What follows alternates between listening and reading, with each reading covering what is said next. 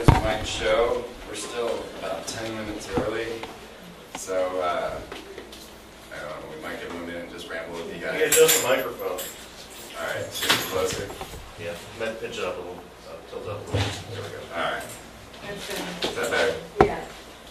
Well, so yes, I'll just enamor you with a bit of my tales, but I came in here to Austin, Texas, just to really visit South by Southwest and see some concerts, and ended up having a homeless man come to my car and tell me I had to go to the mall and watch this lecture by this man. And I said, okay.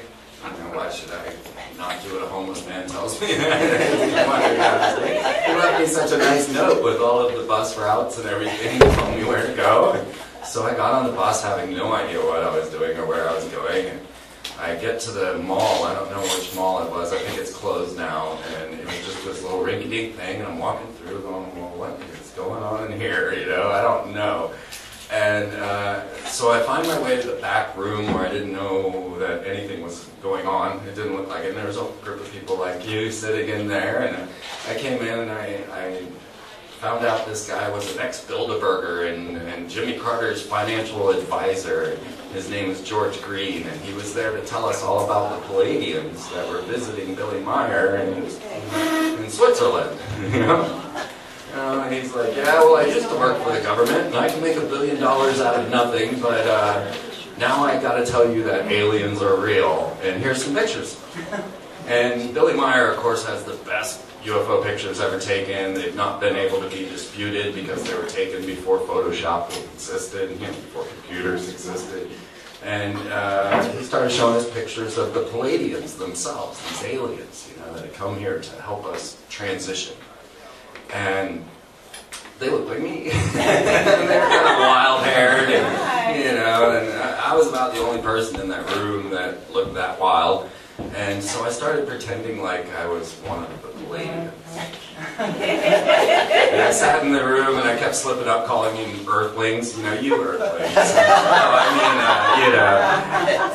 And I started telling all my conspiracy theories. You know, I had predicted 9/11. I predicted W was going to be forced into office. I was talking about the Y2K rituals and the Shekinah Shock-and-Awe rituals that they were doing with Nebuchadnezzar, who was Saddam Hussein, who believed he was Nebuchadnezzar reincarnated, bringing down the holy Shekinah through the Shock-and-Awe with the W, and they're all like, whoa, dude. And so this really tall, blonde man walks up to me, and I know you all know him, George Humphrey. And he looks at me, and I think he's an alien, right? He's like 9 foot tall, blonde-haired, blue-eyed. I'm like, this guy's an alien or an agent or something. I don't know what's going on here. And he says, you need a TV show. And I'm like, really? He says, absolutely. Would you do it? You know, here I am, I'm just visiting Austin for the weekend, you know, and I'm like, oh, no, what do I do now? I have no home, I'm just traveling, and I said, well, 5 minutes or less. I was like, okay, yeah, let's do that. And so he writes me a check right there, you know, outside of this mall for $180. And he says, now you take this down to Austin Access and get yourself a television show. And I'm like, okay. Well, I'm a man of my word now, you know, I bought myself a Macintosh. I went down to the Access Studios and I took all their classes and I went through all the linear editing training. Nobody uses linear editing anymore.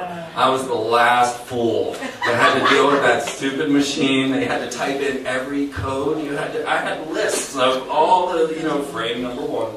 It goes through 0.1, 0.26. Okay, type that in and make it do it. And if you mess up, you gotta start all over. There's no going back. There's no like just shift this over here like we all do now. There was no YouTube. There was no, you know, nothing. There was Access, and we were getting our work out. You know. Yeah. I was given a midnight show, or I picked a midnight show on Sundays, so I just decided to be a little goofy. You know, I'd already pretended to be an alien to be there, so I might as well just take this to the hilt. And I started laying out things. I started talking about corporate logos and their occult meanings and how Freemasons rule the world. I went into our goddess Columbia and I made the very first documentary on HARP and won an award at Access for that. First person to ever televise chemtrails. First person to say Anunnaki on the television. I got it wrong. I said Anunnaki. People still make fun of me. I'm like, hey, I was the first one to say that out loud, alright? You know, I read a book. I said Anunnaki in my head. I don't know why, but you hadn't even read it yet. So, but all the things that I started laying out, I was talking about them cloning mummies. You know, on my third television show, I was talking about cloning mummies. Talking about meteor weapons. You know, my first documentary on HARP, I'm talking about meteor weapons. Talking about the Pope. Talking about CERN and them punching holes in the other dimension. Talking about mind transfer technologies and how this is all coming into this strange transhumanist world where we can channel ourselves into clones. And how this was all going to bubble up into the surface. And all of a sudden, it's the news, you know? The Pope has quit. As soon as we put him on the cover, I actually hand drew this Pope. We put him on the cover, and he quit. We're like, wait a minute. But, you know, and the meteors coming into Russia, and Russia's saying that we're using, you know, meteor weapons on them. And I have all the evidence on freemantv.com to suggest that they're right, because that's what I've been tracking all this time, is this weirdness. And then the mind transfer technologies, that all came into play, and we now have a robot on the International Space Station that's capable of having your mind transferred into it. And Michael Jackson was totally into this. You know, he was seeking, I have an interview with the roboticist that built a robot for Michael Jackson to have his soul transferred into. Now this is way back when he was hanging out with Uri Geller. You know, and Uri Geller is the guy who used the 10 keys and was a psychic. But supposedly he was one that they used, the elite would use to channel these interdimensional beings that they called the Nine, or Spectra. And so they used Uri Geller, and he was then running around with Michael Jackson, and they went off to the Raelians. Now, if you don't know about these guys, they're an alien cult that are building an embassy in Israel with a flying saucer swimming pool outside. Their symbol is a Star of David with a swastika in the middle, and they want to unite all religion and all conflict through their alien space brothers, who was Yahweh, who this man had met, this Ra'el, who was actually Claude Beryllius. And they began cloning people, or at least they said they were. And you know, I got video, CNN footage of them announcing they had just birthed Eve on December of 2000, you know, way back then. And so Michael Jackson's with Uri Geller, and they're off getting, looking into getting a clone. And I guess Michael decided the clone wasn't the way he wanted to go, so he looked into a robot so he could transfer his soul into it. But now on the International Space Station, at this very moment, is a mind transfer technology robot known as R2, like Star Wars, or Robonaut 2, and you can transfer your mind into it. And next to him are a dozen stem cell projects for human longevity. So they're hoping to start injecting the astronauts on the International Space Station anytime to start this human longevity project from space. It's all going on right now. Then they launched the super secret X-37B space shuttle, which is, once again, a mind transfer robot. There's no pilot. It's out there right now orbiting the planet. No one's aware of it, but they can't hide the launches. So I cover all the launches on my website, and I tell you, look, they're launching the X-37B. But it's a military space shuttle, so it's all of its actions are top secret. But it's out there right now. And it can only stay out there for about 240 days. It was only supposed to stay up there 90 days, and they pushed it to see how long, and then a solar flare brought it down last time. Massive solar flares going off. They had to bring this thing down to Earth.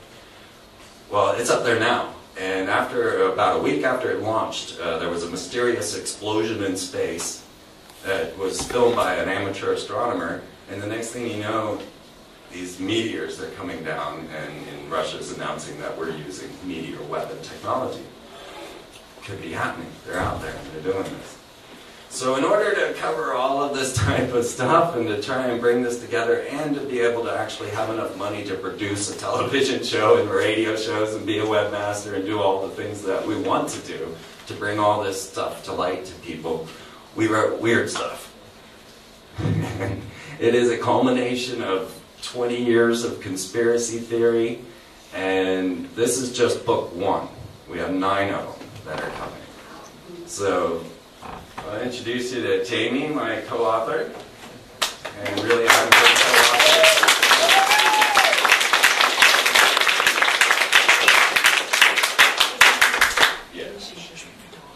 Alright, thank you guys for coming. I'm really excited.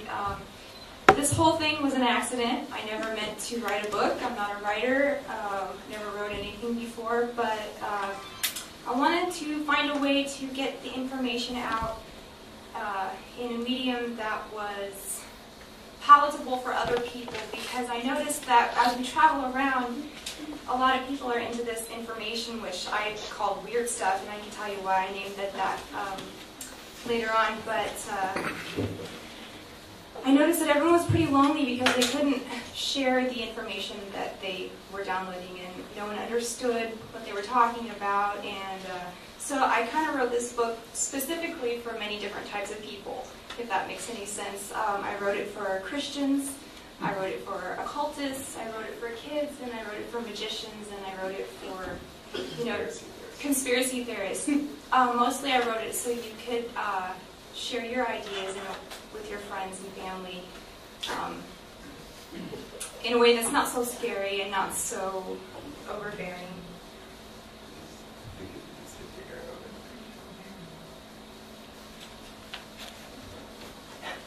So we're just flip through a couple pages so you guys can get an idea of what's inside.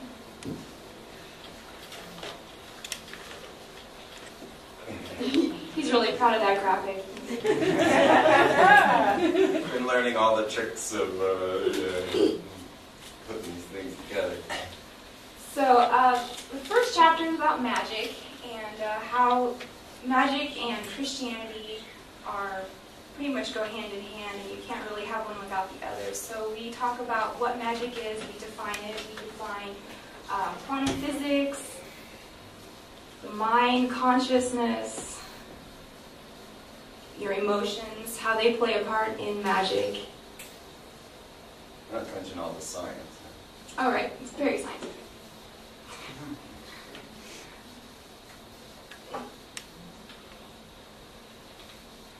So the second chapter, there's a crossword also in there. Oh. Do you want me to show him your cat? Yeah.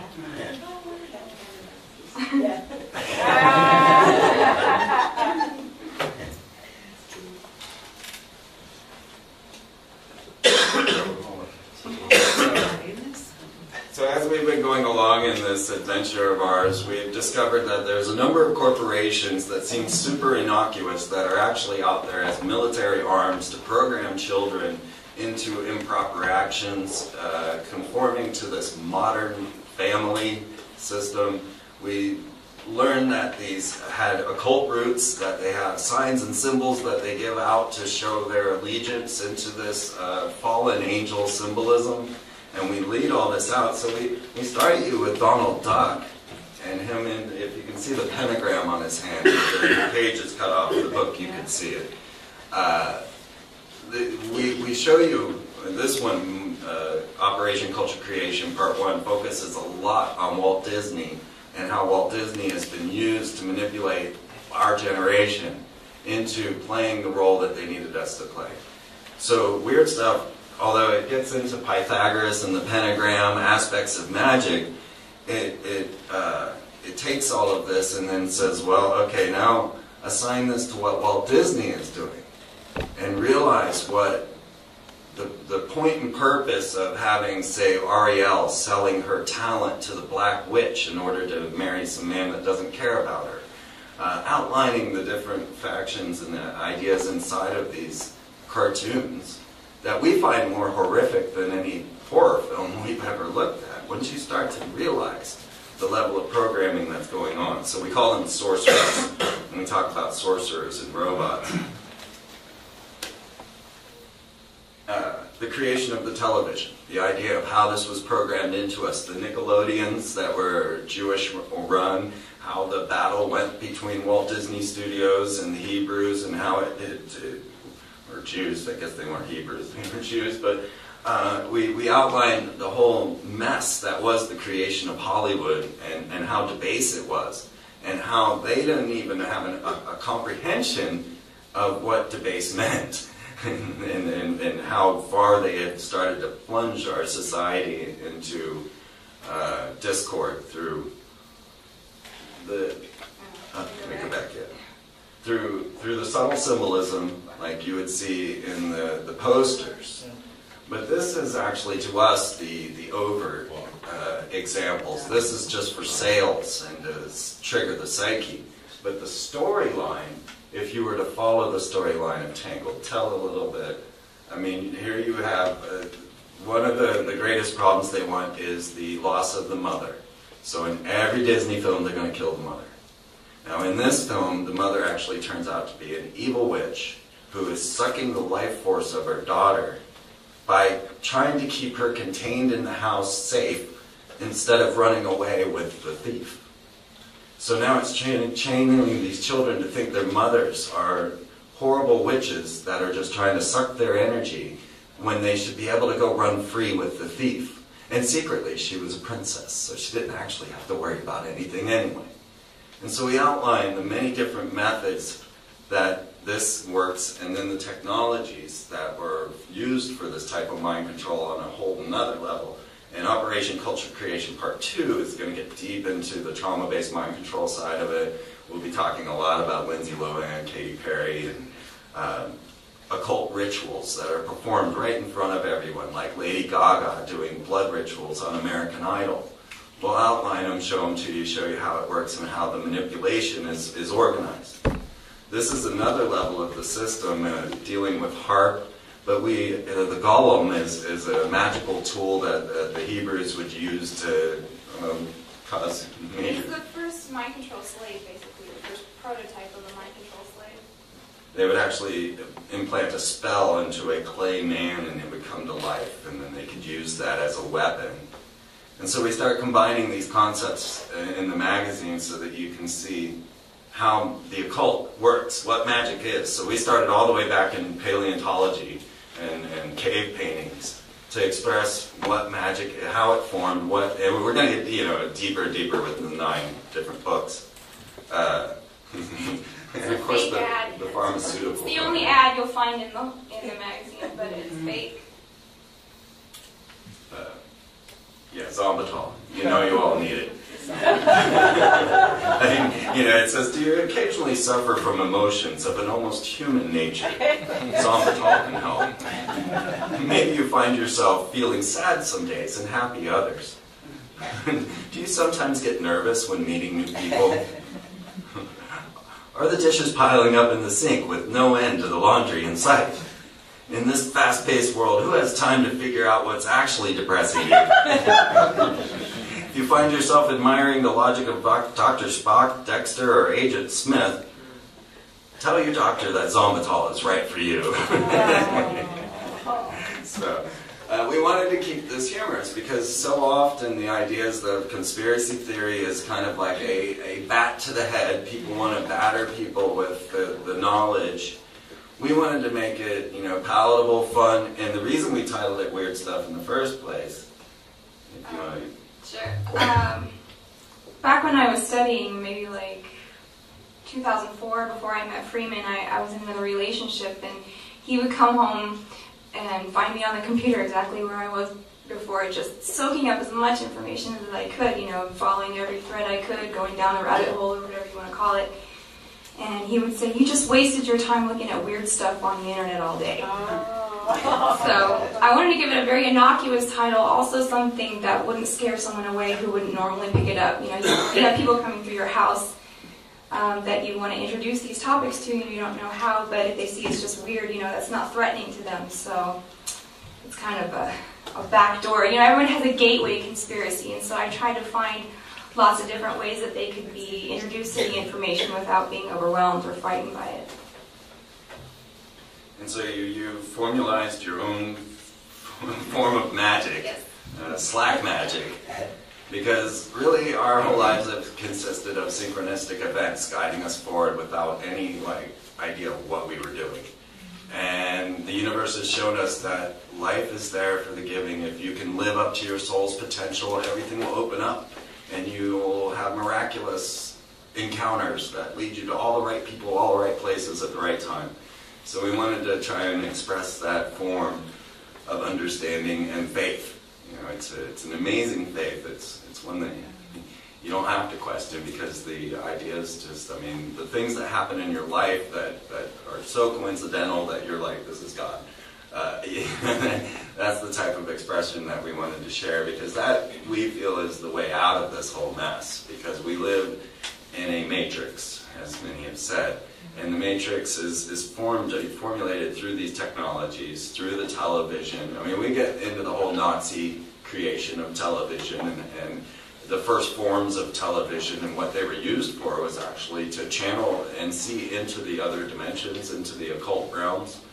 And now we can see that going on in CERN, and I cover a lot of that as we get into. So the idea is right there, who has the monopoly on life? And each of these corporations is actually a Disney-owned corporation. And we get into the ideas of Edward Bernays, the psychological warfare, the psychosocial programming, you know, right down to Lady Gaga saying that she's in mental health and bullying, right? And how these can be used for the negative, because so often they throw the positive out there and use it negatively. And so we have to recognize both and how that works. And,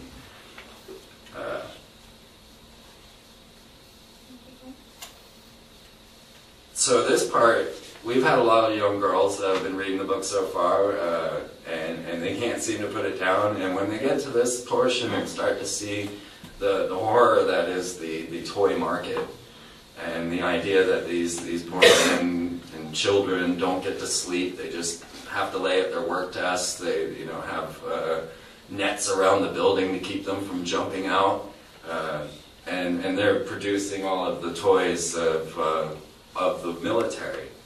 So we show you how the Princess Warrior programming actually is established to keep us in a militant state of mind, so that the things are never good enough for the girl, and the boy always has to fight to get something better. And so we then outline how what would you say this? Dehumanization through advertising. Yeah, dehumanization of women throughout. Each of these is a legitimate. She's got a black eye, and it says he should have done what he said. Things and all the way back, many years to how they would establish this duality between men and women. That's what we talk about. And the science of using colors to produce this same duality. You'll see these are all different styles of movies, and yet they use these same colors, and we could have picked 100 different ones of these. We just wanted to get 3 that were random and different in all genres, but so they know the triggers of the colors, and we get into how the military-industrial complex gets into that, how they use the war toys in order to program and condition the future enemy. And then we always throw in a bunch of weird stuff as well, just little tidbits that get into. This one happens to be about Walmart's affinity to placing their stores on native burial grounds. They've had these over and over again. So Disney forever, a lot of Disney, that because that was the heart of it. This is when the military took over Hollywood. Disney was head of the American moral television and movie society, very much like a Red Scare. They're chasing the commies out. Yeah, he was the icon of this force that was really engineering society in the conditioning that they wanted. He was a member of certain secret societies like B'nai B'rith, which is a very, very rich religion that most people don't know about. It has a very central control in Israel, B'nai B'rith, and getting into the ideas of capitalism and Walt Disney's birth scandal. Like, if you look into Hitler's birth and you find, well, maybe it was the maid, and we don't really know who the Schicklgruber was that gave birth. It's the same for Walt. And Walt Disney, you can't find, he doesn't know where he's from. He tried to get into the military and couldn't get his birth certificate, didn't know, his family all seemed sketchy about it, and he was very much traumatized as a child, beaten a lot, and was a trauma-based mind control victim himself. His brother Roy escaped first and went and joined the Freemasons. Walt himself never did join the Masons, but he became one of the Knights de Malay, and then he formulated this corporate dictatorship. You walk into Walt Disney World, you've given them your thumbprint, your credit card, your facial recognition picture. They've got you trapped in a system that they can charge you $22 for the worst burger you've ever eaten, and you can't do anything about it. They are the exact scam that the corporate world is trying to place us in, the idea of their cage. And we do track this back to a lot of Freemasonry, and then of course the militant takeover of the Disney studios. So we get into Disney's World of Warcraft, and Chicken Little. Oh my God! If you watch Chicken Little again with a truther's eyes, and then you see it all, they lay it all out there for you, exactly how they do. I mean, I shouldn't say this in Texas, but we see a lot of the truth movement being played like Chicken Little was played, and causing external fear that's unnecessary, and being fed the psychology necessary to feed to the media to manipulate the people. And if you watch Chicken Little, you'll really see where these tactics come in, and people underestimate, but Walt Disney put out Disney on the Front Lines. And when they did, they announced how proud they were that Joseph Goebbels, the Nazi war propagandist, identified with Disney's cartoons and started producing them himself. And he found that Walt Disney's Donald Duck cartoon, To Pay Your Taxes, got more people to pay taxes than any government campaign ever did. Everybody saw this Donald Duck cartoon, and they said, oh, I better go pay my tax. I mean, it was amazing, the effect. And Joseph Goebbels was like, yeah, well, we're going to do this too. And so the Nazis took Disney's techniques, and they're proud of it. They'll tell you all about it on their Disney on the Front Lines. All the quotes are in here too to just show you. So Jamie and I went to every Occupy movement that went on in 2012. We took a school bus, like the Merry Pranksters, and we went in a sacred spiral around the entire United States, meeting nothing but strangers to prove the friendship agenda. That's what we called it. We made our own social network site. You guys could all come to it, friendshipagenda.com. And everyone we met, we got them to join. And it's just like this network of great people that all use Dr. Bronner's. It was weird. There was so many similarities. But what we did is we just opened our doors and said, well, we were in a school bus, and said, if you want us to come to your house, just write us. And we went from stranger to stranger to stranger to stranger around the entire United States, completely taken care of. I mean, you try and move a 15-ton bus or a 30-ton bus around the United States without a job. We did it just through the friendship agenda, through making just, people were wanting to share this knowledge. That's really what it was. They wanted an ear. And so if you could take anything from what we're saying here tonight, it is share yourself with others and listen to what they have to say, because so many people want to talk about this stuff, but they're afraid to bring it up. And we met so many people that just were scared to bring things up. But every time we showed up at the Occupy movement, that was the night they rousted them. It was weird. But we never saw any of it. We'd go there, and, oh, Occupy, okay, let's go. And then nothing, and then the next day they were gone. So we start getting into the symbolism, the understanding of this trans-dimensional world that the elite are working towards through things like CERN and punching holes into the other dimension, and how the symbolism all works out. You see 666 in Walt Disney's signature, and F, O, and X equals 666 in English. F is the 6th letter, O is 15, and 1 and 5 make 6. And X is 24, and 2 and 4 make 6. So 666 on Fox. And that's why you see Fox everywhere. So we cover all the explanations of what Fox is, how this works in the Kabbalah, how this is their understanding of the other dimension, and how they might just be opening a portal into the other dimension to bring things through. The symbolism that goes through that, from 9/11 to Madonna doing this ritual, well, it turns out that that's the mark of the beast. I didn't know this until we were deep into our research, and now that I understand it, I'm finding it everywhere. You know, there's the mark of the beast, a circle with an X in it, which is on the beast, right, as the X-Men. And so we explain to you how this all pans out, you know, how the O and the X is the mark of the beast, why we would tell you that, and then all the different various ways that you'll find it, and how it breaks down numerologically. Of course, The Simpsons, we play heavily into, you know, how The Simpsons and the degradation of the family unit, the modern family, as Fox now calls it, or is that Disney's ABC? Yeah, so Disney again and their modern family. Up to the music, you know, Hannah Montana's great come-out play was as a fallen angel, and she was singing Party in the USA as the economy crashed, and then her song became the official soundtrack for the Occupy movement. And all of this flows straight into the ideas of what Joseph Goebbels was doing, what Walt Disney was doing, and how they are instituting this. Because, you know, Miley was a Disney creation as well. So was Michael Jackson, so was Madonna, so was Lindsay Lohan, so, you know, the list goes on, Britney, you can go on how Disney. So then I just felt compelled I had to add articles on superheroes and how they are used to program the children into war, how Superman was turned into a military Superman, cloned actually to get that whole part into there, transhumanized but made into a cyborg, and then militarized to be sold as a new agent. Batman was killed by the fallen angel Azrael, and is shown in The Dark Knight Returns shooting children in a theater, or excuse me, it's actually shooting adults in a porn theater. Been leading this into the whole James Holmes conspiracy and how that Sandy Hook showed up in the Batman movie. You know about that?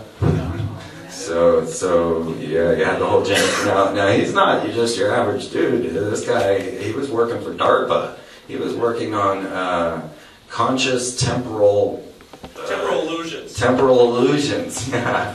And was making magic chocolate bars for the Department of Advanced Research Projects, right? So it wasn't like he was just some random guy that decided to go into theater and somehow miraculously appear as two different people at the same time. So many things. So at the midnight screening. At the midnight screening, yeah, absolutely. It's really a strange story, and then he comes out of this whole thing saying, no, you know, I don't remember any of that, and I was in some sort of trance while this all went down.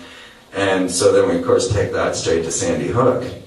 Now, this is actually Adam Lanza's death certificate for a day before the shooting.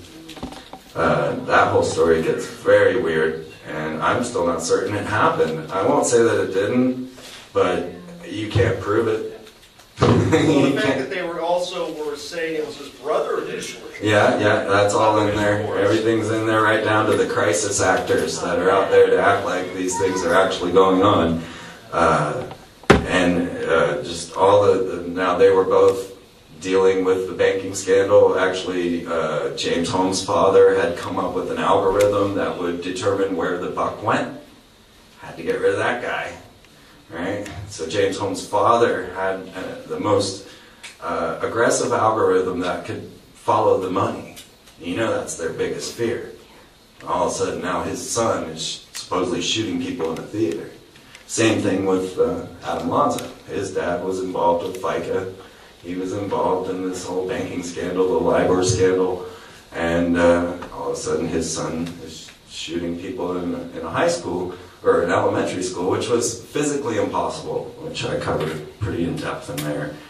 And then show you the new hero, the new fallen angel as our new hero of Spawn, Hell Spawn, and how it has all progressed to the dark hero, which is what Aleister Crowley had said the 20th century would be, is the age of Horus, the age of vengeance, the age of the dark hero. And of course that all culminates in the Anonymous Mask. And Then more weird stuff about like your 666 monster drinks. Actually, the monster logo is 666 in Hebrew, but if that's not good enough for you, they just went ahead and made a 666 drink.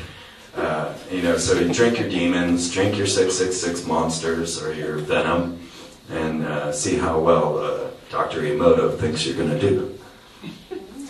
So then we're moving on, Princess Warrior, trauma-based mind control, Illuminati, mass rituals in front of everyone, that's all coming in part 2. I guess that pretty much concludes everything until we just get to talk with all of you openly. Jeez. Who you put?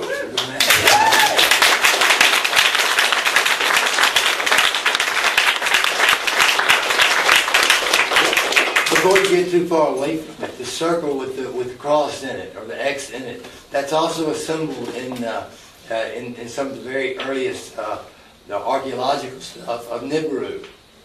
Right. The planet of the crossing used the exact same symbol in the Sumerian, and then we've also found it on a lot of the Egyptian architecture and artwork, and most especially the Stela of Revealing, which was the one that Aleister Crowley used to prove that his wife had channeled Horus.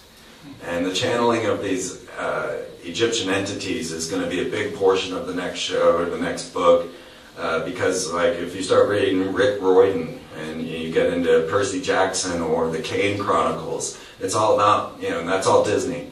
It's all about channeling these Egyptian entities into your soul, which is what the 9 were. They were the 9 gods of Egypt. And so these were the ones they were using Uri Geller to channel these entities. Well, now they're making all the technology necessary. They just announced they have the Higgs boson. All right, now we know what gives mass to matter. This is all part of a bigger, larger plan of punching holes into the other dimension and being able to bring things through. You have to be able to apply mass to light. And that's so that's where these technologies are actually going, is to bring the light beings, the Luciferians, into the reality. If you start following it and just saying, well, okay, we outline enough of it to say that this is pretty close to what they're doing. So the book was entirely self-published by us, and the layout was done just by me and him. The writing was all me and him. Everything you see is just us, and we published it by Kickstarter. So I want to give a big thank you to everybody who believed in us on Kickstarter enough, because we were traveling around the bus for a year, and I wanted to get this done really bad, and there just never seemed to be a time when I had a time to myself to think to finish it. So I was just like, can we please just move on so we can finish the book? So that's when we decided to do the Kickstarter, and we made our goal, and we could have never done it without you guys on Kickstarter. So thank you very much. Also, if you haven't got your copy and you were a Kickstarter person, raise your hand. Anybody? Are you Deborah? Yes. Okay. We've learned you all by name. Have you anybody placed an order online and haven't got one yet?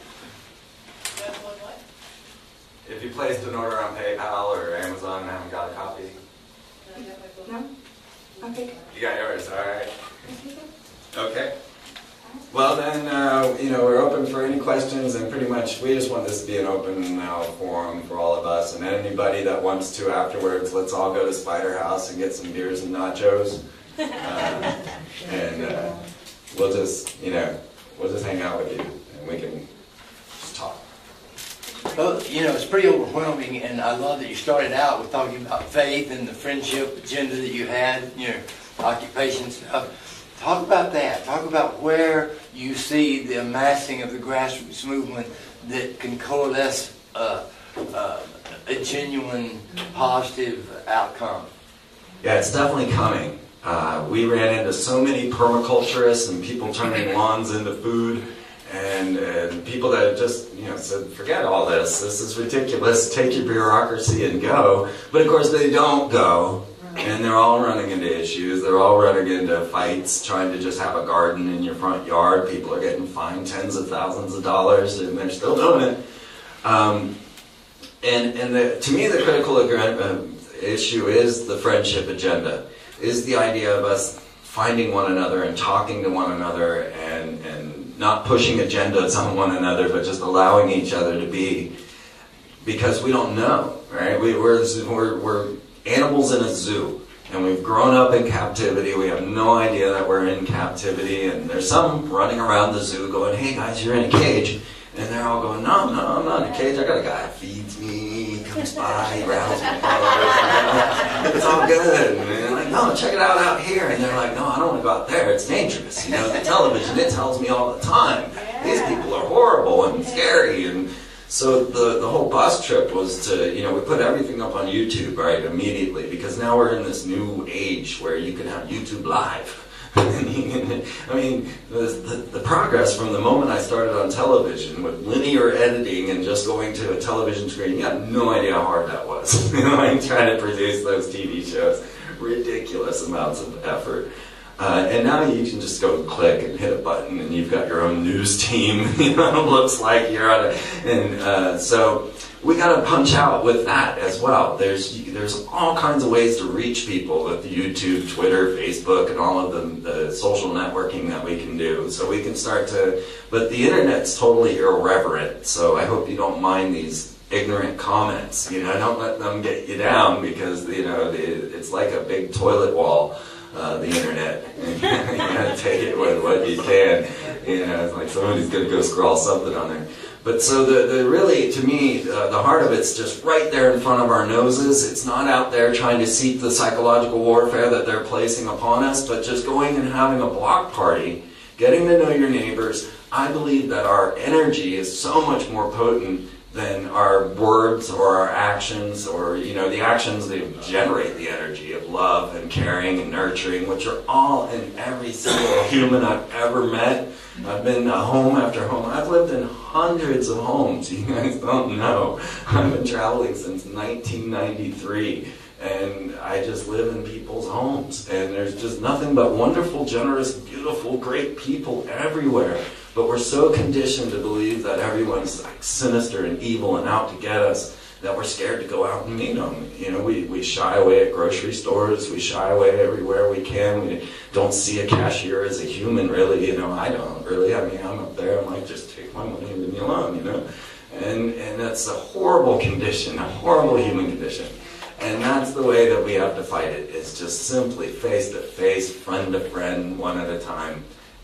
I don't think you can I don't think you can defeat them with their own methods. Right. Thank you. Oh, that's beautiful. It works. It really does. It really does. I'm proof of that. Anything else, or you guys want to just gather? We got a bunch of books up here to sell. If you guys, their weird stuff's $20, well worth it. And this is going to help us ship out the hormones we got to still ship, because we're still not making money.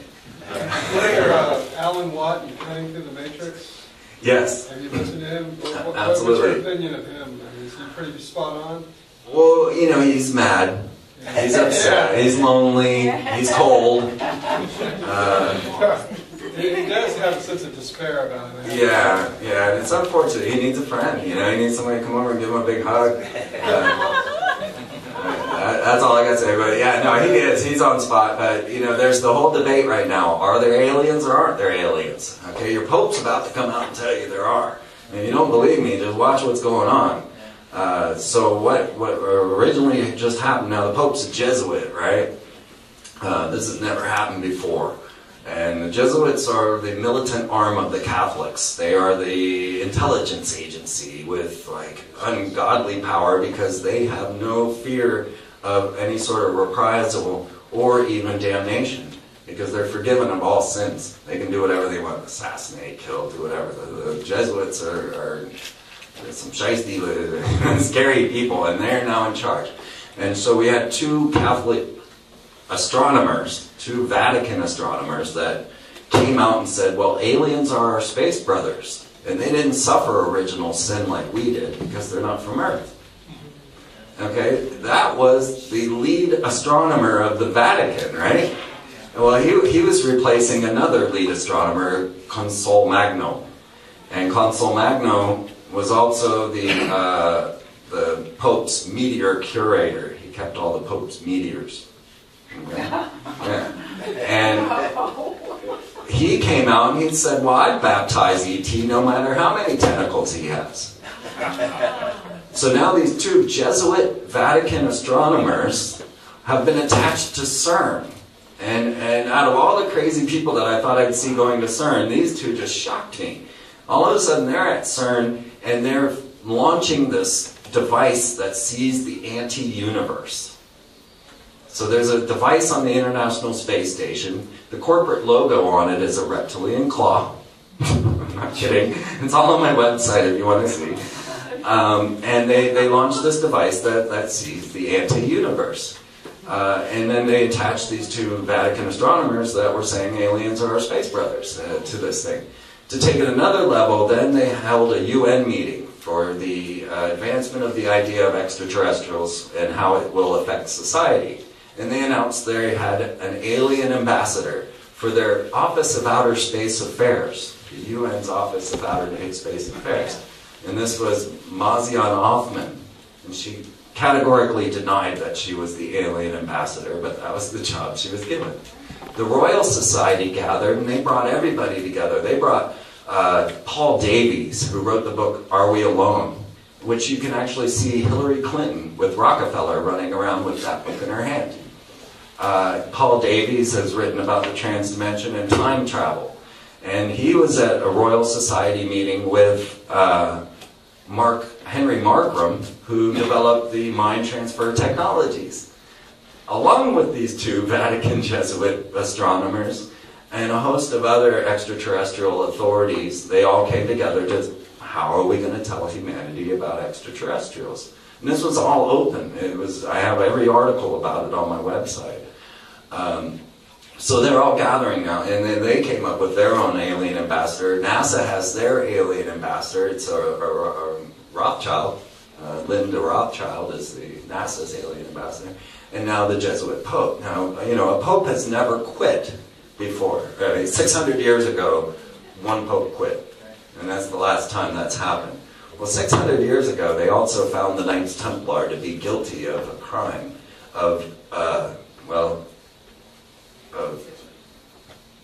doing secret society works that are like urinating on a cross, kissing each other on the anus, and they were tortured into their confessions, and that's how Friday the 13th became the most unlucky day, because they were tortured into their confessions on Friday the 13th, 1307. Well, these Templars were displaced then by the Jesuits, who became the Knights Hospitallers and took all their property. Well, Pope Benedict, he started digging around in the Vatican library, and he was looking for the Illuminati. Now, if you don't know, the Illuminati was started by a Jesuit. It was Adam Weishaupt back in 1776 in Bavaria that started the Bavarian Illuminati that most people say rule the world now. They infiltrated Freemasonry, they infiltrated any secret society, any nation, and they wanted, and that's the Jesuits again. So Pope Benedict went into the Vatican library and announced that he had found a misplaced 600-year-old document that exonerated the Knights Templars of all the wrongdoings. That this had never happened, that they were tortured improperly, and it was like Galileo, that they were just saying, okay, the Templars are actually all forgiven now. And the Knights Templar said, oh, well, where's all our property? Right? So they're setting the stage at this moment for a Temple Mount extravaganza. My next prediction is that it'll all spark at the Temple Mount. And Barack Obama just showed up in Israel riding his Democratic donkey into Galilee. And they warned him, do not go into the Temple Mount through the Lion's Gate, which is also a movie production company. And make the most horrific, oh my God, Lionsgate is like trauma-based mind control on celluloid. It's just open. And so this whole thing is starting to culminate in this scenario where we have these extraterrestrial ambassadors. We have the Jesuits kind of forming now a clique. They now rule the Vatican. They also have the Black Pope, who is also a Jesuit, always a Jesuit. The Black Pope is the general, the superior general for the Jesuits. So there's a Black Pope and there's a White Pope. And Pope Francis is now the first ever Jesuit Pope. he's a staunch opponent to gay marriage. And of course, if you watch Barack Obama's inaugural speech, you know that he's coming out as a very proponent of gay marriage. So they're setting up the fighting factions, you know, and the Knights Templar. And right after Pope Benedict announced that he had found this document, he then shut down the Vatican Library, which has been open for 500 years. And you know, all the cardinals, everybody had to run and scramble to get whatever details they could get out of the Vatican Library. I mean, we are living in a Dan Brown novel. But Dan Brown cuts it short. He doesn't give you the whole story. You know, he'll show you the pentagram on there, but never explain it to you. So we're trying to really get it out there for you as to what's really going on and how it all plays out. I don't follow the news much. I kind of stay distant from it. I heard somebody say I heard somebody say something about this, and there's a fairly bright person who stays on edges of things. And he said something about the Rothschilds, one of the major Rothschilds, patriarch or something, was a part of the resignation of the Pope, and he helped bring that down and fully intended to dismantle the financial empire of the Roman Catholic Church. Do you know anything about that? No, I haven't heard that. I heard he had a big meeting with the Knights of Malta, which are also connected with the Jesuits, just prior to his resignation. And then, well, how weird was this? Talk about like coincidences or synchronicity. The moment the Pope announced that he was quitting, St. Peter's Basilica was struck with lightning twice. And then he released the bird of prey, or bird of peace, and it was attacked by a dove or a bird of prey. Right? Yeah, signs, right? Well, it really had me freaked out when Barack Obama went to Israel, because he brought with him Ray Mabus. And Ray Mabus is the Secretary of the Navy, or the head of the United States Space Force. And right now, as I was telling you, the X-37B is orbiting the planet. This is infuriating China and Russia, because there's strict regulations not to weaponize space. Well, so China has now launched their military space station. They're orbiting the Earth right now as well. And Ray Mabus is in charge of all this. Well, Nostradamus had a prediction in one of his contrains, and it's one of the biggest ones. People have always tried to figure out who Mabus is, because in Nostradamus' prophecies it says, when Mabus dies, the Antichrist will rise. Wow. And everybody's like, who's Mabus? Well, all of a sudden, there is a Mabus. And he brought him to Israel to go to the Temple Mount. And I'm just like, oh no. And then the Pope quit, and the Queen of Netherlands quit, and the Prime Minister of Australia quit. I mean, this is like 2012, the movie where all the bigwigs are just starting to vanish, right? Queen Elizabeth, she'll probably bow out eventually. And, they got their richly born son, which some lady came on my show to prove he was cloned. I don't remember what he was cloned from. Oh, he was cloned from the Shroud of Turin, yeah. So he's supposedly Jesus, and then they induced birth into, his mother to produce him on December 21st. Because that was the rising of the sun in their symbolism, the winter solstice. They induced labor of Prince William. It's actually June 21st. That's the summer solstice. For Prince William? Prince William. Yeah. So that's how strange this whole situation is. And they believe they can actually channel entities into these beings, and so they try to give these births at momentous occasions so that they can envelop these. And that's what we're trying to explain in here, the ideas of invocation, evocation, what magic is for. As I looked, for a long time, I grew up as an East Texas fundamentalist Protestant, and of course, I was fairly bright, and gradually I kind of saw everything as symbolism. And the more I got to read, I got to, again, where I saw everything as literal, and it really did happen back then. I'm wondering if you look at any of the gods of the past, whether it's Sumerian or Egyptian or whatever, whether it's Enki or Yahweh, are there any gods back there that you have a lot of faith in, or that you feel like are worthy of an allegiance or a focus? No, not a one. Okay. Well, you guys want to wrap this up and just chat with each other? Sure.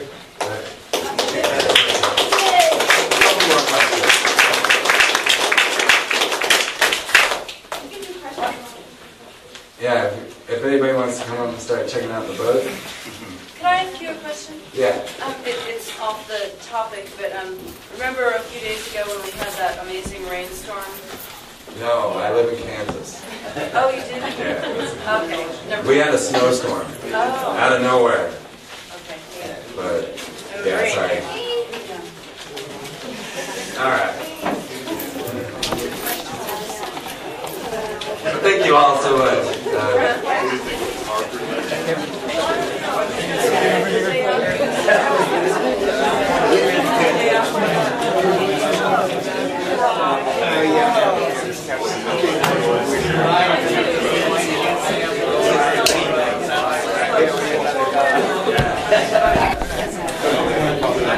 Linear editing training. Nobody uses linear editing anymore. I was the last fool that had to deal with that stupid machine. They had to type in every code. I had lists of all the, frame number 1. It goes through 0.1, 0.26. Okay, type that in and make it do it. And if you mess up, you got to start all over.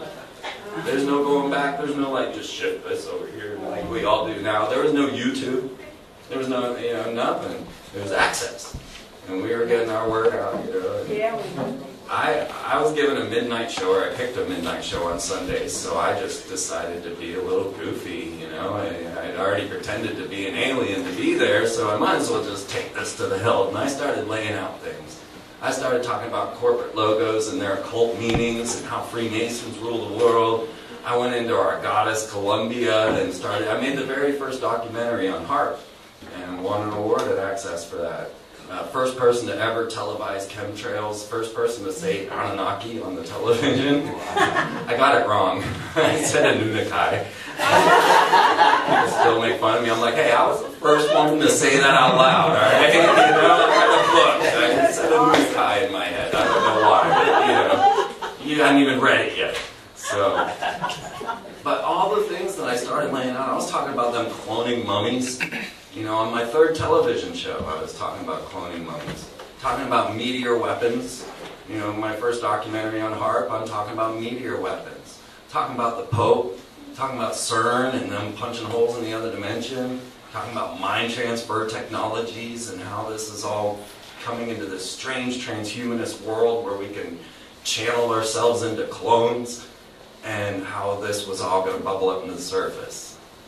And all of a sudden, aliens themselves, these aliens, that had come here to help us transition.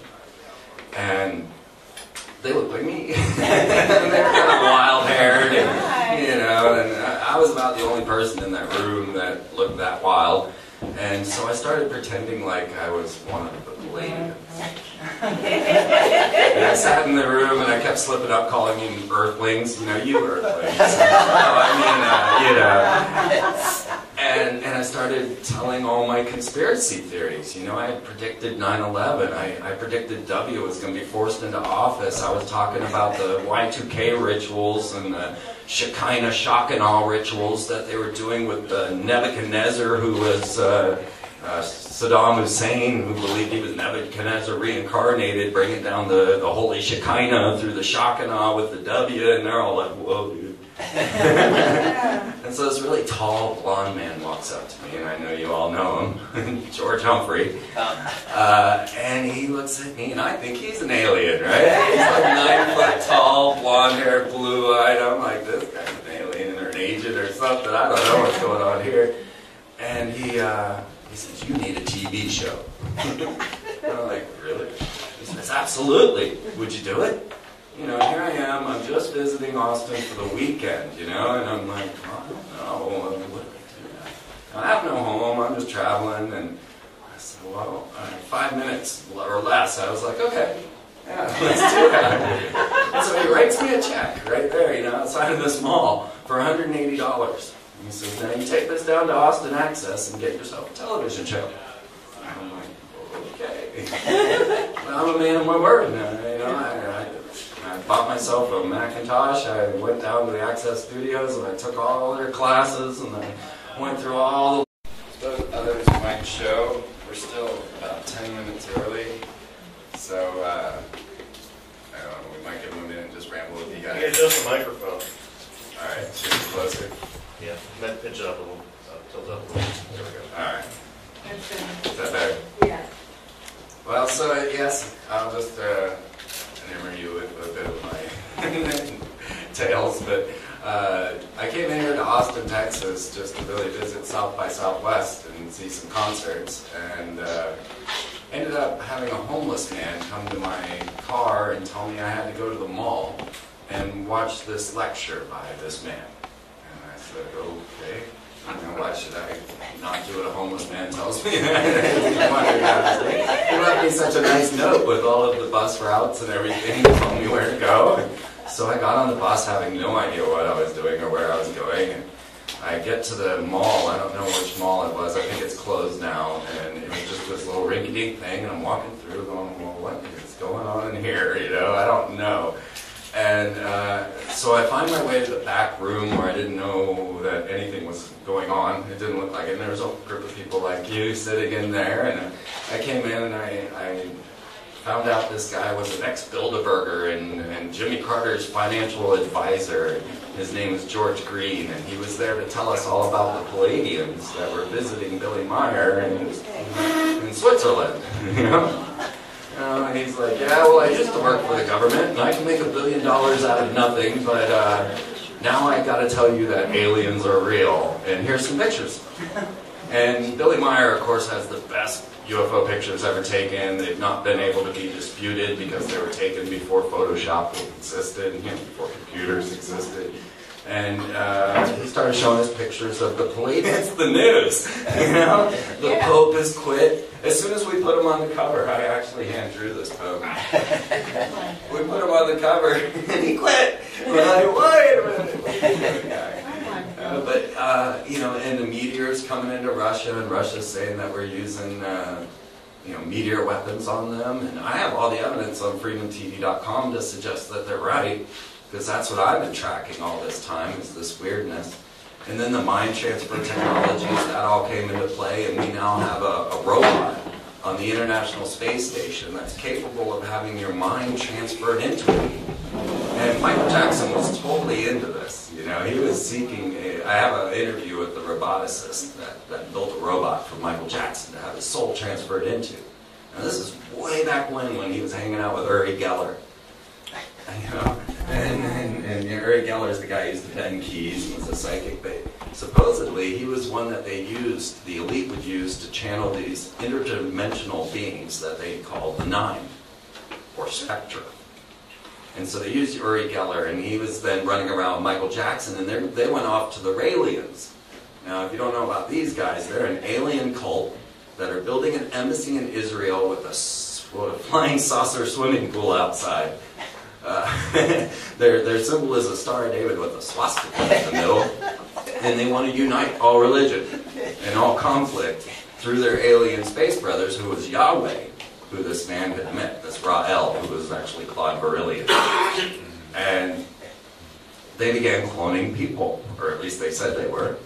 And you know, I got video, CNN footage of them announcing they had just birthed Eve on December of 2000, way back then. And so Michael Jackson's with Uri Geller, and they're off getting, looking into getting a clone. And I guess Michael decided the clone wasn't the way he wanted to go, so he looked into a robot so he could transfer his soul into it.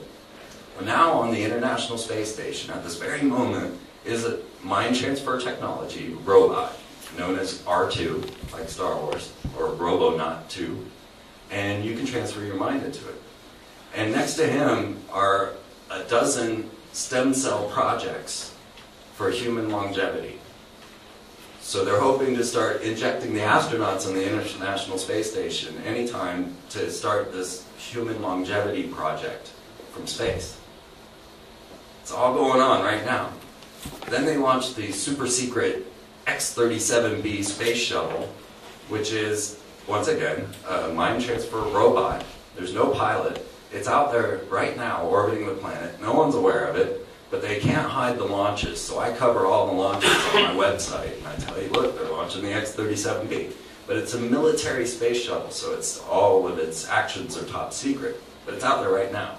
And it can only stay out there for about 240 days. It was only supposed to stay up there 90 days, and they pushed it to see how long. And then a solar flare brought it down last time. They had the massive solar flares going off. They had to bring this thing down to Earth. Well, it's up there now, And after about a week after it launched, there was a mysterious explosion in space that was filmed by an amateur astronomer. And the next thing you know, these meteors are coming down, and Russia's announcing that we're using meteor weapon technology. Could be happening. They're out there and they're doing this.